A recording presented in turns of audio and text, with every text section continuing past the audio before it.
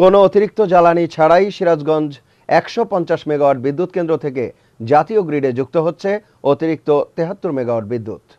আগামীকাল এই প্রকল্প ছাড়াও সিরাজগঞ্জ ২২৫ মেগাওয়াট কম্বাইন্ড সাইকেল বিদ্যুৎ কেন্দ্রের দ্বিতীয় ইউনিট উদ্বোধন করবেন প্রধানমন্ত্রী শেখ হাসিনা।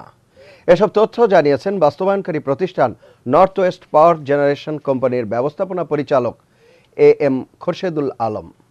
সিরাজগঞ্জ ঘুরে এসে সাগর আহমেদের ক্যামেরায় দেখুন আমার তৈরি করা একটি রিপোর্ট।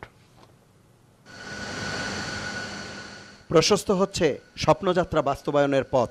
প্রধানমন্ত্রী শেখ হাসিনার উদ্বোধনের মধ্য দিয়ে সিরাজগঞ্জ বিদ্যুৎ প্রকল্পে যুক্ত হবে সাফল্যের আরেকটি পালক।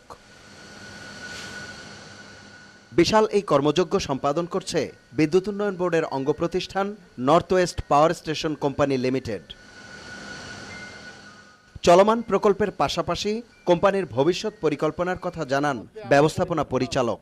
আমি যেসব বিদ্যুৎ কেন্দ্র হাতে নিয়েছি সেটা যদি সবগুলি আমি বাস্তবায়ন করতে পারি তাহলে ২৬৬৬ মেগাওয়াট বিদ্যুৎ আমি আরও গ্রিডে যুক্ত করতে পারবো। এই কোম্পানি ২০২৩ সালের মধ্যে ৬০০০ মেগাওয়াট বিদ্যুৎ গ্রিডে সংযুক্ত করার ক্ষমতা সে অর্জন করতে পারবে। প্রকল্প বাস্তবায়নে কোনো প্রতিবন্ধকতাকেই বড় করে দেখছেন না AM খোরশেদুল আলম।